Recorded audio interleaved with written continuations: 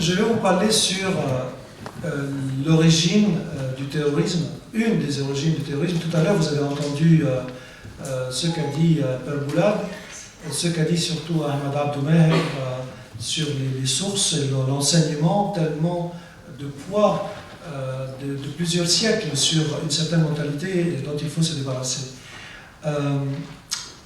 Les choses semblent très compliquées. En fait, il faut un peu mettre les choses dans un cadre un peu historique. Les Égyptiens ont fait la guerre contre les frères musulmans. Ils se sont débarrassés. Ils ont fait la guerre contre les frères musulmans. Ils sont arrivés à faire une révolution, comme l'a mentionné Père Boulad tout à l'heure. Il y avait entre 20 et 30 millions dans les rues. C'était un événement historique. Ça ne s'est jamais produit dans l'histoire des révolutions. Et ils l'ont fait au bout d'un an. Et moi, je connais personnellement beaucoup de personnes qui ont voté pour Morsi, qui aimaient les frères musulmans parce qu'ils ont fait tellement d'œuvres caritatives, mais qui ont découvert qu'ils le faisaient dans un but donné, et qu'ils ne le faisaient pas vraiment pour le bienfait de leur pays. Ils n'ont aucun amour, aucun respect pour leur propre pays ou pour leur identité égyptienne. Aucun. Il y a même quelques slogans qui mettent en disant que le pays, l'Égypte, est le plus mauvais du monde, alors qu'il y a d'autres qui disent que c'est le plus beau pays du monde. Donc c'est terrible comme ils sont un peu formés ou formatés. Alors ce qui se passe avec Daesh est très lié avec cette idéologie des frères musulmans. Mais il y a un contexte historique qui est ce lien-là, et je préférais le montrer à travers quelques diapos. L'image peut-être laisse un peu mieux au niveau de la mémoire. Donc je vais traiter les trois sujets: l'islam politique des frères musulmans, le califat mondial. Et le califat, comment ils veulent arriver à un califat mondial, et ils utilisent deux méthodes. Soit la méthode soft, douce, et soit la méthode violente. Et puis, je ne peux que conclure par l'Égypte de l'espoir. Alors, l'islam politique des frères musulmans, il se base sur une idéologie de haine. Les frères musulmans, qu'est-ce qu'ils veulent? Ils veulent deux choses, si vous voulez bien les retenir. Ils veulent rétablir le califat islamique, et je dirais qu'est-ce que c'est, et le pourquoi. Et ils veulent instaurer la charia islamique, c'est-à-dire la loi islamique.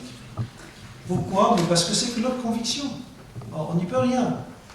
J'espère qu'ils changeront un jour. Mais aujourd'hui, je pense qu'ils auront vraiment un long chemin pour changer de conviction. Alors, qu'est-ce que c'est le califat? Le califat, c'est tout simplement un empire, un royaume, un chef, un roi, un sultan. Le califat est un chef d'un certain nombre de populations. Et qui est un terme qui a démarré avec le démarrage de l'islam. Donc, le premier calife, c'est 630, 660, vous voyez, c'était 30 années, en 4 ans. Et puis ensuite, il y avait les Omeyyades, de 660 à 750, donc quelques années, et qui est terminé, donc vous voyez, il y a les Abbassides, les Fatimides, les Ayyubides, et chaque califat avait une capitale différente. Ça s'est donc terminé avec l'Empire ottoman, dont la capitale était à Istanbul. Et cet Empire ottoman, avec le califat ottoman, est tombé en 1924, lorsque Kemal Atatürk s'est inspiré de la Révolution française et a dit que la Turquie est un pays laïque et qu'il n'y a plus de califat. Donc 1924, c'est pas très loin.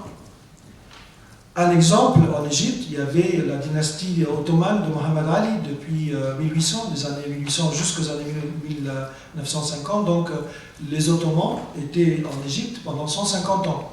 On a eu la chance que Mohammed Ali était également un moderniste qui avait de très bonnes relations avec la France. Et donc toute la dynastie, jusqu'au roi Farouk en 1950 qui a été destitué, toutes ces 150 années pour l'Égypte, c'était une période de modernité, une période de respect entre les citoyens et une vraie laïcité, je dirais, qui est inspirée de la France. Alors voilà l'expansion du califat en 150 ans. Donc la période, je mets avec la flèche si vous voulez bien regarder, la période du prophète, donc 662-632, 10 ans. En 10 ans, toute la péninsule arabique est devenue musulmane. Ensuite, il y a eu de 32 à 61, donc une trentaine d'années, vous avez avec une autre couleur, au temps des 4 premiers califes, toute cette zone-là également a été conquise par l'islam. Alors, je voudrais quand même mettre une petite parenthèse là-dessus, parce qu'il y a beaucoup de musulmans, dont Ahmad Abdoumer, aujourd'hui parmi nous, qui dit ce n'est pas une ouverture. Dans le langage arabe, on dit le fath al-islami, l'ouverture islamique. Et en arrière-pensée, ça veut dire que tout le monde attendait que ça. C'est comme si tous ces pays qui ont été conquis par l'islam, ils n'attendaient que l'islam et que c'était vraiment une ouverture. Et c'est dans cette mentalité-là que j'ai été éduqué à l'école, al-Fath al-Islam. Alors aujourd'hui, il y a beaucoup de musulmans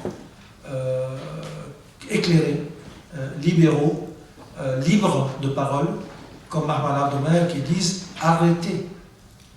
Arrêtez, c'est une conquête islamique, c'est une invasion islamique. C'est les termes qu'on voit aujourd'hui à la télévision par les musulmans eux-mêmes qui veulent revenir à la vraie histoire. Tant qu'on va faire des mensonges et qu'on va essayer d'inculquer des fausses idées et qu'on va changer l'histoire, le monde arabe ne vous l'aura pas. Il faut remettre les choses dans leur contexte historique et dire la vérité telle qu'elle est. Et je suis heureux que ce soit des gens à la télévision, on l'entend très facilement, qui poussent vers cette direction-là. L'empire des Omeyyades, vous voyez 661-750 avec une autre couleur, et toute cette zone-là également qui est devenue musulmane, y compris l'Espagne que vous voyez aussi là-haut. Donc 100 ans. Donc vous voyez, en peu de temps, toute la zone islamique a été conquise, et ça, il y a évidemment la situation de faiblesse politique, économique, d'autres raisons qui ont fait que ça a été facilité l'introduction de l'islam dans toute cette zone-là. Alors, en 1924, il y a eu ce qu'on appelle les accords France-Angleterre-Sykes-Picot, et qui ont tracé avec la règle les frontières entre certains pays qu'on appelle donc la notion de l'État-nation. Donc on voit le Soudan, le Tchad, la Libye, le Niger, etc. Et ça, ce sont les accords Sykes-Picot pour lesquels les frères musulmans et tous les Daesh, etc. refusent. Donc toutes ces lignes-là, pour eux, elles doivent disparaître. Il ne faut pas qu'il y ait des frontières d'État à État, de nation, d'État-nation. La notion d'État-nation, ils n'en veulent pas. Et voilà ce qu'on trouve sur Internet. Toute cette partie-là en vert, c'est leur plan de l'État islamique. Ici, vous voyez l'Europe, une partie de l'Europe, le Khorasan, là vous voyez l'Irak, vous voyez bien sûr l'Égypte et toute la partie de Maghreb. Et ils reviennent aussi à Andalus. Ils n'ont pas marqué Espagne, hein. C'est l'Andalousie pour eux. Il faut revenir et occuper à nouveau. Il faut que l'islam revienne. Il faut que les califats couvrent un jour aussi l'Andalousie. Voilà, ils le disent, ils le font. Ils le disent, ils le font. Vous voyez un peu la carte Irak-Syrie. Et le nom de Daesh, je ne sais pas ce que vous savez, qu'est-ce que ça veut dire. ISIS en anglais, c'est-à-dire l'État islamique, on le dit ISIS ou Daesh. En fait, Daesh vient d'origine de quelques lettres arabes. Dawla, D, Islamiyya, I, Irak, et Sham. C'est D-I-I-S. Et originellement, c'était ça.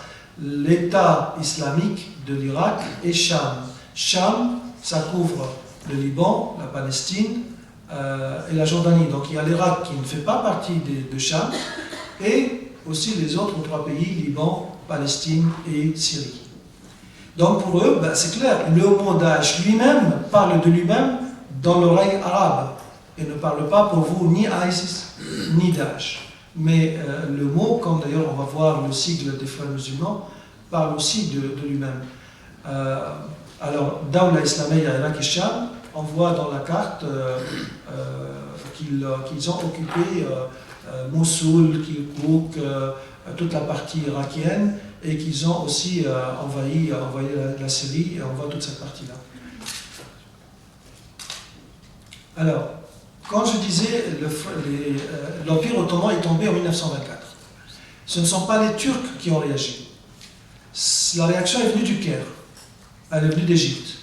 De ce que vous voyez, la photo que vous voyez à droite, c'est Hassan el-Banna, le grand-père de Tariq Ramadan, et qui a fondé les Frères musulmans. Et j'ai mis le slogan, d'ailleurs Ahmed tout à l'heure m'a demandé de mettre cette image, de la projeter pendant qu'il faisait son speech. Malheureusement, techniquement, j'ai eu du mal, mais voilà ce qui s'est passé avec Hassan el-Banna en 1928. Et voilà à côté de lui le slogan, le logo.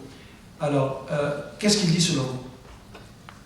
Alors, vous voyez au milieu, c'est un cercle, et autour du cercle, il y a 5 points. Et le premier point, ils disent Allah est notre but. Le deuxième point, le prophète est notre chef. Le troisième point, bon, jusque-là, tout le monde a le droit de choisir son Dieu. Le prophète est notre chef, le mot chef est traduit de l'arabe, mais ce n'est pas dans le sens chef spirituel. C'est plutôt chef guerrier.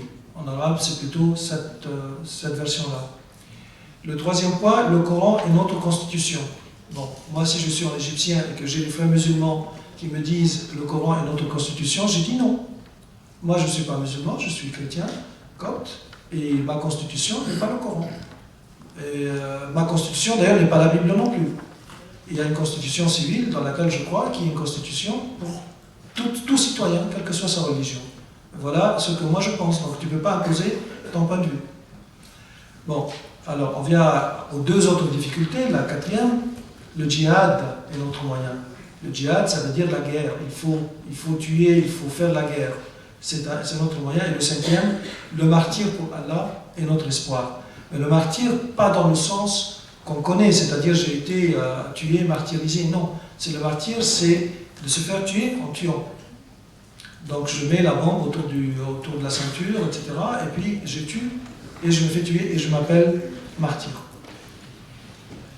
Alors l'histoire des frères musulmans est une histoire de violence.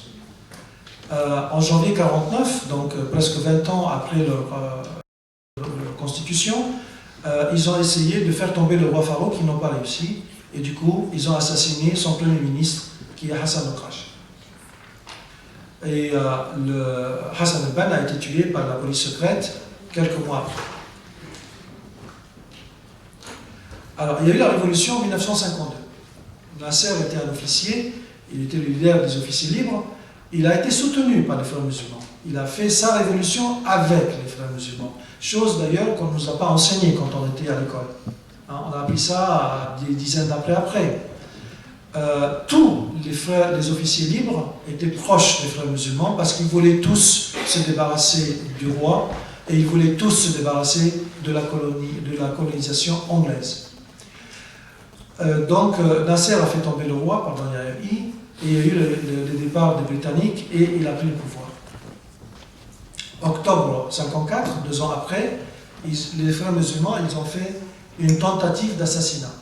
Nasser a refusé de faire un État religieux. Les frères musulmans, ils ont dit, on veut un État religieux islamique. Il a refusé, il a plutôt poussé vers le panarabisme. Nous sommes tous avec une seule langue, une même religion, un monde et la nation arabe. Il a eu beaucoup de succès dans cette stratégie. Mais lors d'un discours à Alexandrie, en 1954, on a tiré dessus. Et ils n'ont pas réussi à le descendre. Et alors les frères musulmans ont été arrêtés, mis en prison et la majorité ont fui le pays. Ceux qui se sont enfuis, ils sont allés dans le pays du Golfe. Ou en Turquie, ou à Qatar, ou je ne sais pas quoi, mais en tout cas, ils n'ont pas perdu leur idéologie.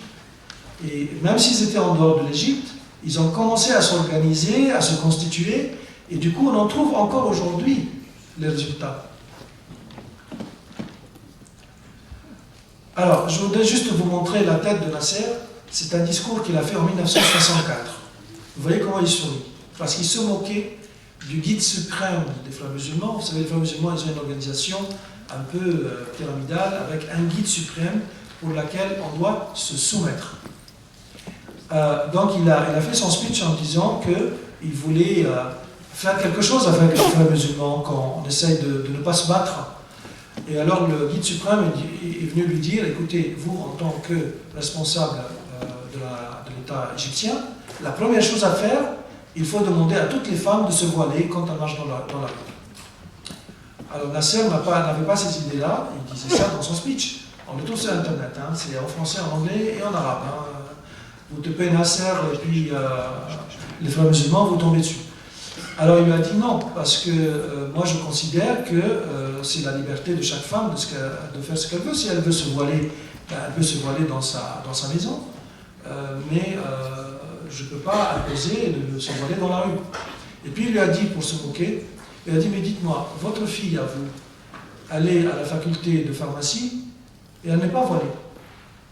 Alors comment vous, qui n'arrivez pas à voiler votre fille, vous demandez à moi de voiler 10 millions de femmes. Et vous n'êtes même pas capable de voiler une seule. Bon, tout le monde a ri, mais un commentaire qui faisait encore rire toute la foule, c'est que quelqu'un a dit, demandez au guide suprême de mettre le voile lui-même. Bon, voilà l'état d'esprit de 1950-1960. Et voilà l'état d'esprit aussi d'un chef d'État. Alors, la tenue vestimentaire féminine, je mets quelques images, dans les années 1920 jusqu'à les années 1980, vous voyez 1920-1930, vous voyez l'université du Caire dans laquelle j'ai fait mes études, vous ne trouvez aucune fille voilée. Et même quand moi j'y étais, bon, le voile n'était pas interdit, il y en avait quelques-unes, mais elles ne le faisaient pas pour montrer, pour faire du show, pour dire voilà ma conviction. Non, elles le faisaient parce que, bon, généralement elles étaient pauvres et elles voulaient cacher leurs cheveux. Voilà ce qu'on trouve aujourd'hui, en 2013, à l'université de Mansoura. Alors, comment en 20 ans, on arrive d'un état à un autre? Ne me dites pas que c'est du hasard. Ce qu'a dit le guide suprême à Nasser dans les années 50, ils ont continué à le planifier, à l'appliquer, à l'enseigner dans les mosquées, à l'école. Ils ont travaillé, ils ont payé. Et en 15 ans, ils ont réussi à convaincre les femmes en Égypte que si on ne le fait pas, on n'est pas une bonne musulmane. Alors moi j'habite dans un quartier au Caire et je n'habitais pas en Égypte puisque j'ai fait ma vie en France, en Europe, et j'allais de temps en temps. Alors, nos voisines n'étaient pas voilées. Alors je disais à ma mère, mais tiens, notre amie là, pourquoi elle s'est voilée dans les années début 70, début 80? Qu'est-ce qui a fait qu'elle l'a voilée? Alors elle a dit, mais mon mari, quand il est revenu de la mosquée, on lui a dit que si je ne le fais pas, je ne suis pas une bonne musulmane. Elles n'ont pas cherché dans le Coran, elles n'ont pas cherché elles-mêmes qu'est-ce que dit vraiment, non, c'est l'homme religieux a dit ça. Et puis alors j'ai dit, mais alors la voisine en face, hein, dans l'autre côté de la rue, elle m'a dit, la voisine en face, elle est amie à ma voisine, et donc elle lui a dit la même chose. Et voilà, il faut qu'on imite, et puis en 20 ans, si on ne met pas le voile aujourd'hui, on considère qu'on n'est vraiment pas un vrai musulman. C'est la mentalité aujourd'hui. Bon, se débarrasser d'une telle mentalité, je ne sais pas si on peut revenir en arrière. Bon, Nasser est mort en 1970, Sadat est devenu son remplaçant, président. Il a fait une initiative très courageuse après la guerre de 67 et la guerre de 73. Il est parti à Jérusalem avec son initiative en disant « Je suis venu aujourd'hui pour que nous puissions construire une vie nouvelle ». Voilà le début de son message à Jérusalem. Et vous voyez Menahem Begin à côté. Et alors ça s'est soldé par les accords de paix 2 ans après, en 1979. Et on voit comment Carter, au milieu de Sadat et Begin, le Sinaï a été retourné à l'Égypte avec ces accords de paix. Mais le problème palestinien n'a pas été résolu. Malheureusement, il est resté tout entier. Voilà des moments historiques où on voit qui aurait imaginé que Begin et Sadat se prennent comme ça, par main dans la main, ils s'embrassent avec un carter qui sourit et qui applaudit. Alors c'était à l'époque un espoir pour l'avenir, mais ça n'a pas tellement duré parce que lors du 8e anniversaire de la guerre de Kippour, en 1981, pendant qu'il y avait la parade militaire, les frères musulmans ont descendu Sadat. Voilà son dernier sourire qui a circulé un peu partout en regardant les avions. Et les frères musulmans qui étaient sur un des camions, qui ont sauté par-dessus le camion, et ils ont tiré envers Moubarak qui était juste à côté de lui. Alors, Moubarak a pris la présidence en 81, il est resté jusqu'à la révolution de janvier 2011, c'est-à-dire le printemps arabe. Moubarak était très bien au départ. Pendant ces 10 premières années, il a souffert du fait qu'il était juste à côté de Sadat, et d'ailleurs celui qui a tiré sur Sadat, il lui a dit « Mets-toi de côté parce que moi je veux tuer ce chien ». Donc ça doit sonner quand même dans ses oreilles. Moubarak n'a pas fait le nécessaire pour que vraiment il débarrasse le pays de ses frères musulmans. On voyait bien quel était le résultat. Ils n'ont jamais pardonné à Sadat qu'il ait fait ses accords de paix.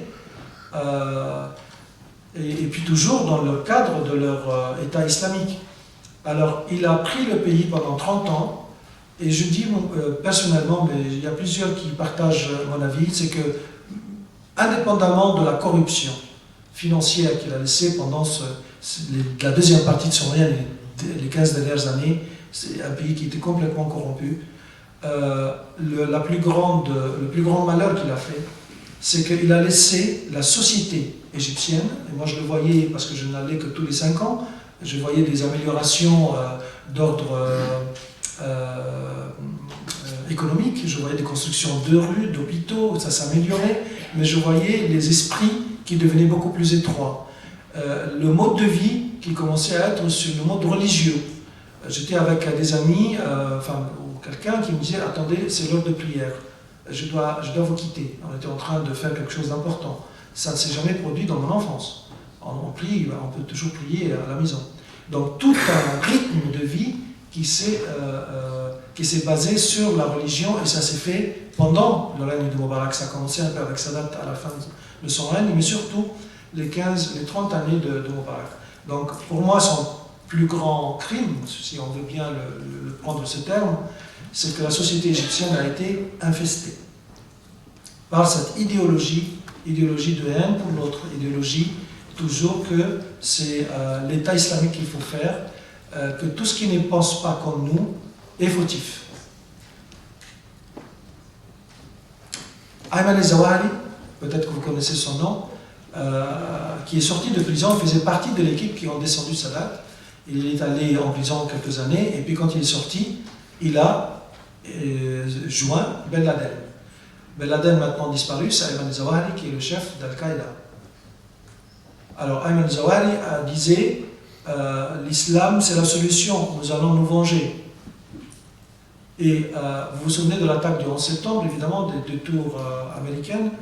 Et Ayman al-Zawahiri, ce que je dis, c'est que Ben Laden a financé cette opération. Mais le mastermind, la tête pensante, c'était le Zawahiri. On n'en a pas beaucoup parlé à l'époque. À l'époque, on a parlé Ben Laden. Mais la tête pensante était al-Zawahiri, qui est aujourd'hui son remplaçant. Alors vous voyez, par cette diapo-là que je montre, je voudrais vous dire qu'il ne s'agit pas de pauvreté. La pauvreté peut être une des raisons du fanatisme et de devenir terroriste. Elle peut, mais elle n'est pas la seule, et je dirais, elle n'est pas la première. La première est une question idéologique, de conviction. Mohamed Atta, qui était le leader des 19 terroristes, la majorité était saoudiens et yéménites. Mohamed Atta est un doctorat, ingénieur d'Allemagne. Il sort d'une famille assez moyennement riche. Son père est avocat connu au Caire. Il a quand même été complètement radicalisé. Et là, il faut se poser la question. Et ça, c'est 2001. Vous voyez tout ce qui s'est passé depuis 2001. Qu'est-ce qu'a fait le monde libre pour traiter la question dans sa source, comme l'a présenté Ahmed Abdoulaye? Qu'est-ce qu'il fait le monde libre? Qu'est-ce que fait la France aujourd'hui contre le terrorisme, si elles veulent vraiment prendre les mesures nécessaires, c'est-à-dire attaquer la racine du mal, le terrorisme et non pas les terroristes, parce que les terroristes, on peut toujours les descendre, il y en aura d'autres. Mais le terrorisme, avec son origine, il faut vraiment l'attaquer. Voilà. Alors après, mon cher collègue me dit attention à l'heure, donc je vais faire 5 minutes. Donc les frères musulmans continuent à répandre l'islamisme dans leur propre point de vue et pour toujours faire le califat mondial. Ça, il faut que le monde occidental le mette dans sa tête. Ils le font, ils l'ont fait, ils le font, ils le feront. Tant que leur slogan, tant que leur logo n'a pas changé. C'est leur but. Alors les méthodes soft et les méthodes violentes, les méthodes violentes vous l'avez vu, mais des méthodes soft et les méthodes douces telles que Tariq Ramadan, qu'on invite à des conférences, qui devient référence à la télévision, qui sait très bien parler, qui est très bien. Alors il vous parle de la démocratie, de droits des femmes, de l'égalité entre les femmes et l'homme, etc. Et puis, il y en a une qui l'a dévoilée, c'est Caroline Forrest, qui a écrit Mon frère Tariq, un livre comme ça. Elle a dit, voilà ce que vous dites en français, mais voilà ce que vous dites en arabe.